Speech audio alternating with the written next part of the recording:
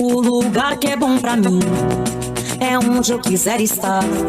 A estrela ainda brilha, ela é quem vai me guiar. Ser guerreira é minha sina, batalhando pra vencer.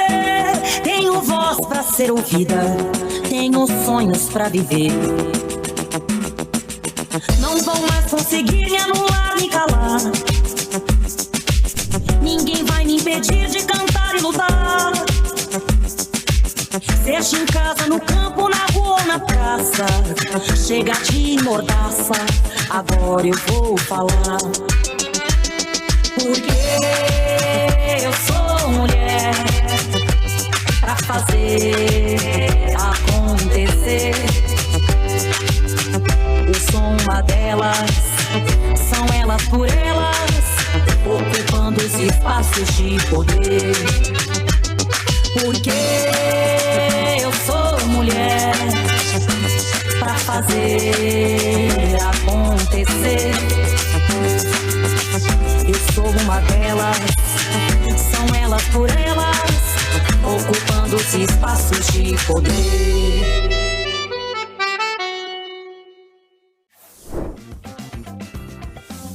Começa agora o TV Elas por Elas. E na aula de hoje vamos falar sobre mulheres e a cultura periférica, com Osinete Santana, militante cultural e política. Meu nome é Osinete Santana, sou daqui do Ceará, de Fortaleza. Sou uma ex-Big Girl, né? Ex-dançarina de break. Hoje eu atuo na cultura, mas mais com produção cultural. Mas ainda atuo na cultura de hip hop. Comecei muito jovem, né? Comecei quando eu ainda tinha 13 anos, na cultura hip hop. E a partir da cultura hip hop, eu ingressei no MH2O do Brasil, que foi um movimento que, inclusive, trouxe o conceito de hip hop para o Ceará.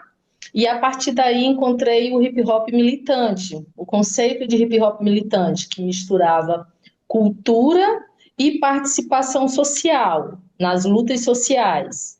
E me apaixonei porque isso já era algo que vinha latente em mim desde adolescente, pré-adolescente, quando eu tive uma aula de filosofia com meu professor, que ele me apresentou a pirâmide social. Então, quando eu conheço a cultura do hip hop, conheço o hip hop militante, então isso encaixou perfeitamente em mim. E desde então eu nunca mais saí da área social nem da área cultural. Tenho 51 anos, sou mãe de um rapaz de 28 anos, do Kainan. E atualmente eu trabalho principalmente com a economia criativa no desenvolvimento de territórios, a partir da economia criativa. E atuo também no movimento de mulheres, a gente tem um movimento de mulheres, que é Mulheres de Luta, e também atuo dentro da cultura hip hop ainda através, tanto nós temos o Fórum de Mulheres do Hip Hop, como tem o Fórum de Hip Hop aqui do Ceará. Então, a gente atua também ainda dentro do hip hop através desses dois instrumentos. E sou filiada ao PT, né?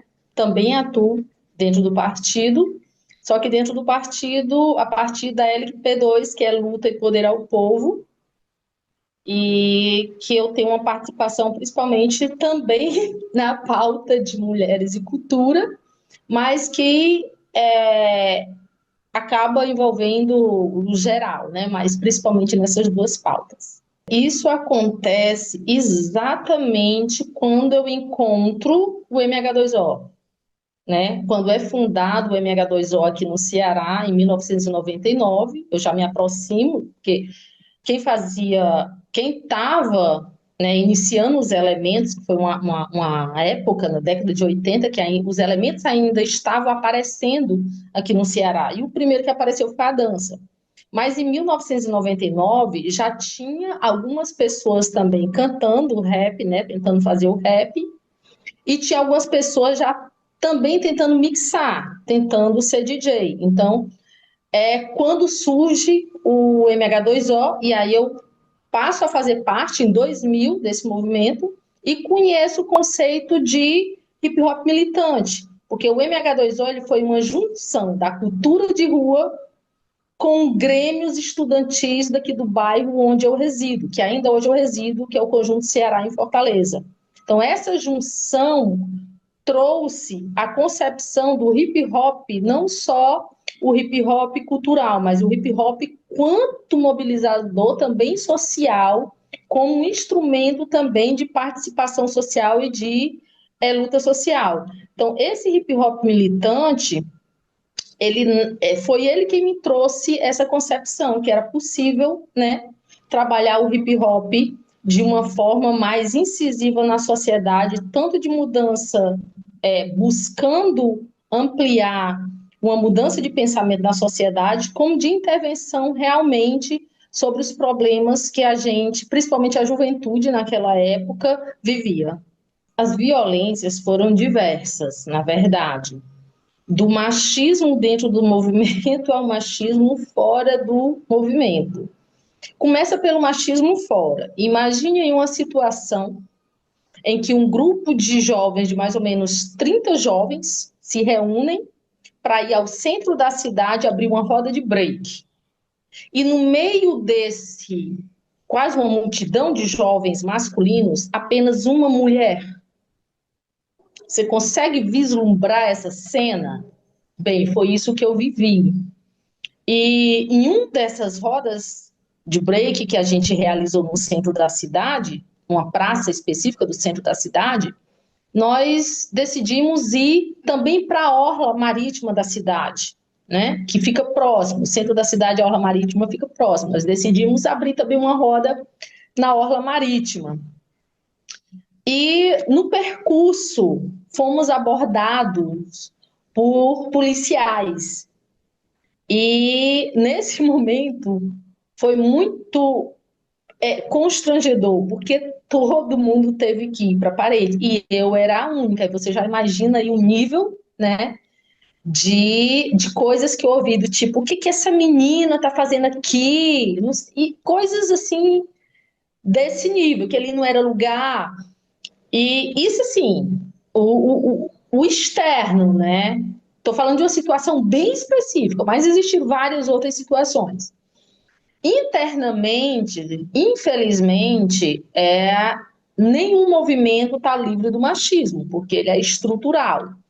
E em uma época em que o hip hop ainda estava surgindo aqui no Ceará, então nem se tinha esse debate ainda de feminismo dentro. Então, o machismo acontecia de todas as formas, desde achar que a gente estava ali buscando paquera, né? Os próprios meninos davam muito em cima, porque achavam que a gente fazia parte, né? Eu e depois algumas garotas faziam parte porque estavam buscando paquera, coisas do tipo, a participação era meramente a dança, né? Não tinha participação nas formulações do movimento, nas criações, era meramente a dança, e coisas desse nível. Quando o movimento foi, né, tornando mais forte na questão social e nas questões de elaboração e discussão internas, e mais mulheres foram entrando, então isso foi melhorando, né? Que aí nós já começamos a ocupar espaços, eu cheguei a ser primeiro secretária do movimento, depois eu cheguei a coordenar o MH2O, eu me tornei coordenadora do MH2O por 2 gestões, se eu não me engano, faz muito tempo, mas se eu não me engano foi por 2 gestões, né? Mas em nenhum momento foi fácil, em nenhum momento foi fácil. Muita discriminação interna, muita discriminação fora também, né? Nós éramos vistas ou como os termos que eram usados, né? Os homens eram, os termos usados para eles eram vagabundos. Então, nós, mulheres, acabávamos também tendo esses termos de quem não quer nada com a vida. Coisas desse tipo, eram assim, corriqueiras, né, a se ouvir. E internamente, sempre teve nas disputas, sempre foi muito difícil, né, nas disputas internas, nas elaborações, quando se ia discutir visão sobre algum assunto, sempre os homens eram maioria, então sempre passava a visão deles. Por muitas vezes eu tive a minha fala licenciada dentro de grupos de discussões, e até por mulheres, que é muito complicado. Mas é porque essa discussão mais feminina, mais da problemática feminina, ela só vem para o movimento hip hop quando nós passamos a conhecer a professora, deixa eu ver se eu consigo lembrar agora o nome da professora. Não vou lembrar agora. Tereza Cristina. Pronto. Quando nós realizamos nosso primeiro projeto institucional, que isso em 2001 já, olha aí, ó, uma década depois, 2001, que a gente realiza nosso primeiro projeto institucional e tinha a socióloga, socióloga não, ela era professora, e a pasta dela era na área, eu acho que era sociologia mesmo, E ela traz essa discussão tanto mais do terceiro setor, de como a gente se organizar, o movimento hip hop se organizar no terceiro setor, ela traz também mais fortemente essa questão do feminismo para dentro do movimento.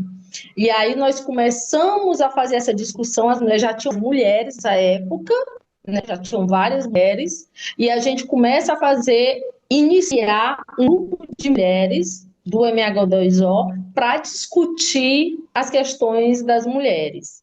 Então, assim, para você ver como foi difícil, não foi fácil.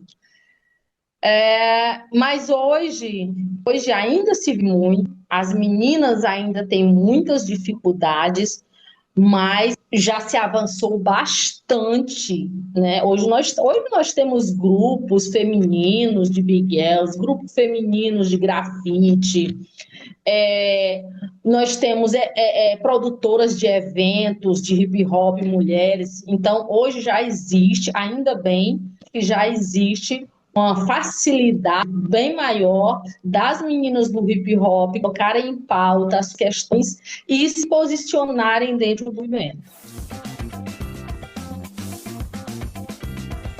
Hoje a aula foi sobre mulheres e cultura periférica, com Osinete Santana, militante cultural e política.